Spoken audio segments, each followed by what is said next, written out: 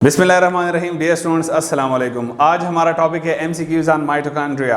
आपको पता है कि माइटोकॉन्ड्रिया मेरी फेवरेट ऑर्गेनेली है और उस वक्त भी मैंने आपको बताया था कि क्यों फेवरेट ऑर्गेनेली है, तो वो रीज़न तो आपको पता है। अब उसी मेरे फेवरेट ऑर्गेनेली के ऊपर आज हमारी जो है एमसीक्यूज़ का हमारा लेक्चर है। तो आइए अपने टॉपिक की तरफ। फर्स्ट एमसीक्यूज़ क्या है? The semi autonomous self replicating organelle is. कौन है? Ribosomes, mitochondria, chloroplast, all of this.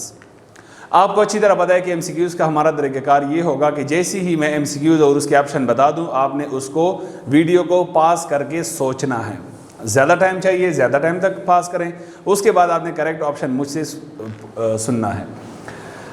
Ribosomes की अगर हम बात करें तो इसके पास भी अपना आरएनए होता है, जो कि साबित करता है कि ये भी पुराने वक्तों में प्रोकैरियोटिक ऑर्गेनिज्म था।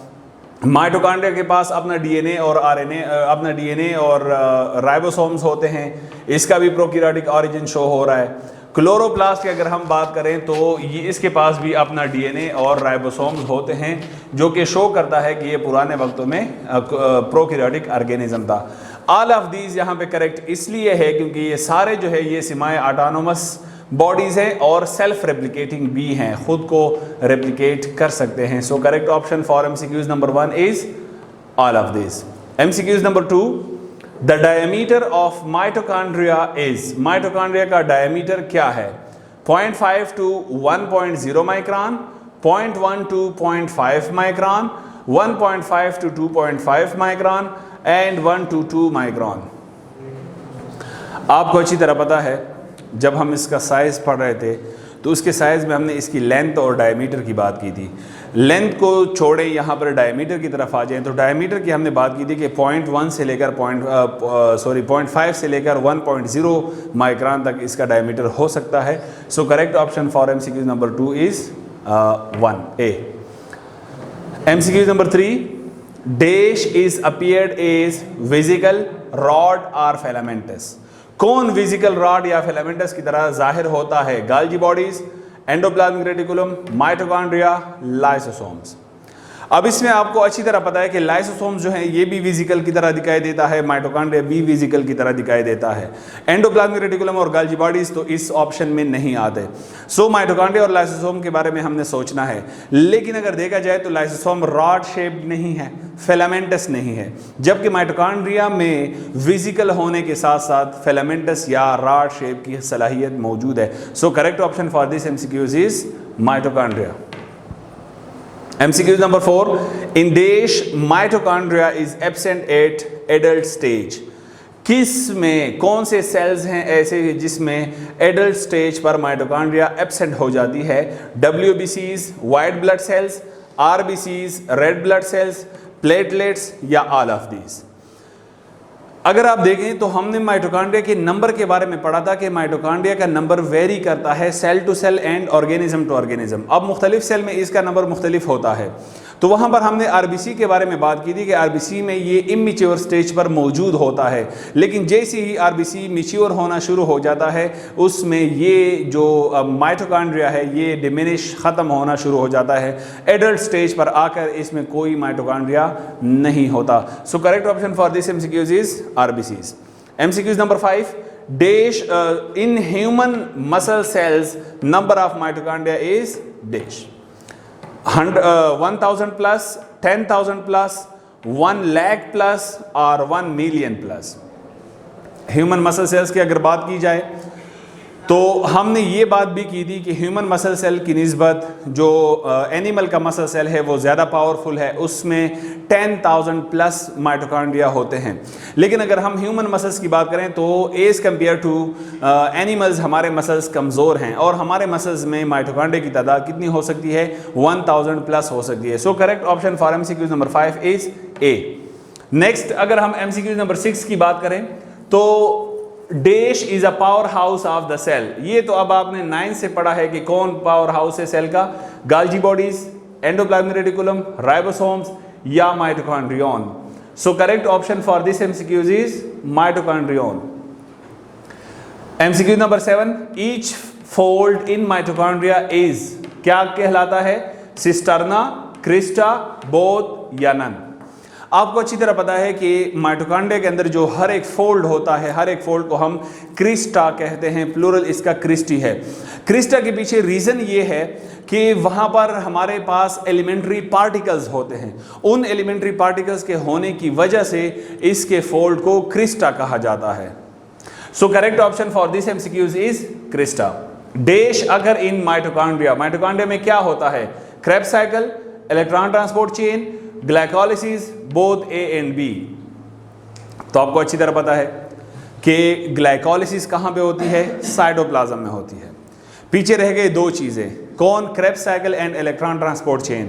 ये कहाँ पे होते हैं? माइटोकॉन्ड्रिया के अंदर। So correct option for this MCQs is D, both A and B, यानी कि Krebs cycle and electron transport chain.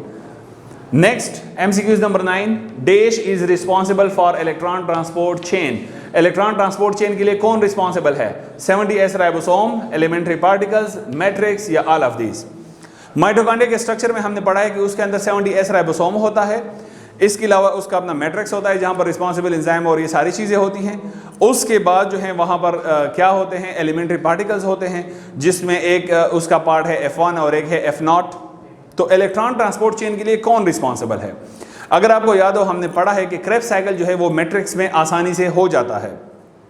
यहां पर अगर इलेक्ट्रॉन ट्रांसपोर्ट चेन के बजाय क्रेब्स साइकिल का जिक्र होता तो डेफिनेटली करेक्ट ऑप्शन मैट्रिक्स होता, लेकिन यहां पर चूंकि इलेक्ट्रॉन ट्रांसपोर्ट चेन की बात हो रही है तो करेक्ट ऑप्शन क्या बन गया? Elementary particles. So correct option for this MCQs is elementary particles. MCQs number 10, prokaryotic origin of mitochondria is shown due to. Mitochondria का प्रोकैरियोटिक ओरिजिन किस वजह से शो होता है? 70s राइबोसोम या माइटोकॉन्ड्रियल डीएनए या टफ कवरिंग लेयर या all of these.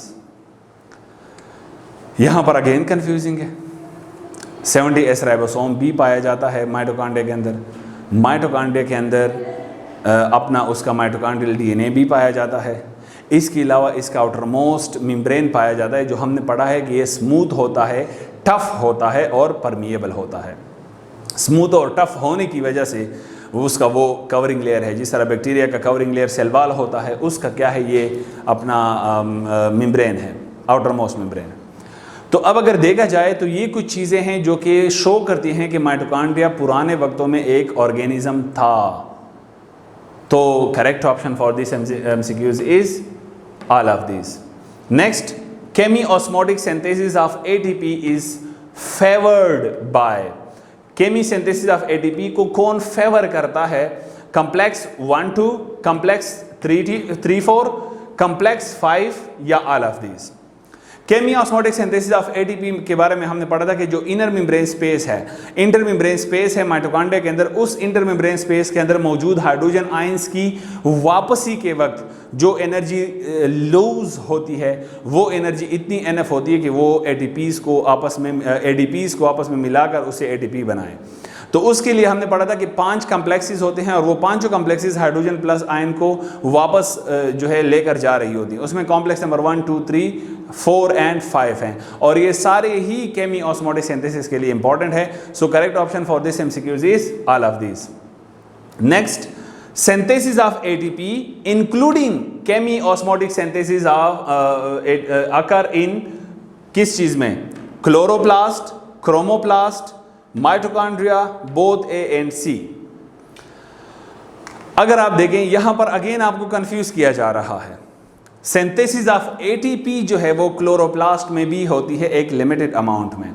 इंशाल्लाह हम चैप्टर 4 में पढ़ेंगे, आपको पता चल जाएगा कि जब लाइट रिएक्शन होता है तो उस लाइट रिएक्शन के वक्त 2 एटीपीज हमारे पास बनते हैं। कैसे बनते हैं वो इंशाल्लाह उस वक्त हम पढ़ेंगे। लेकिन जब आप एंट्री टेस्ट देंगे तो आपने तो पूरा बुक पढ़ा होगा, तो डेफिनेटली फिर ये एक कंफ्यूजिंग पॉइंट है। बच्चा सोचता है कि क्लोरोप्लास्ट में भी एटीपी की सिंथेसिस होती है, माइटोकॉन्ड्रिया के अंदर भी एटीपी की सिंथेसिस होती है, तो लिहाजा करेक्ट ऑप्शन तो दोनों होने चाहिए। लेकिन साथ साथ एमसीक्यूज में आपको क्लू भी दिया गया है कि इंक्लूडिंग केमी-ऑस्मोटिक सिंथेसिस, केमी-ऑस्मोटिक सिंथेसिस को शामिल करते हुए, मीन्स के सिंथेसिस ऑफ एटीपी तो होती है, साथ साथ केमी-ऑस्मोटिक सिंथेसिस ऑफ एटीपी भी हो रहा है। तो वो किस में होता है? वो सिर्फ और सिर्फ माइटोकॉन्ड्रिया में होता है। तो इसके लिए आपने कंफ्यूज नहीं होना। Correct option for MCQs number 12 is mitochondria. So dear students, आज आपने माइटोकॉन्ड्रिया के ऊपर कुछ MCQs देके। Thank you so much. अल्लाह हाफिज़।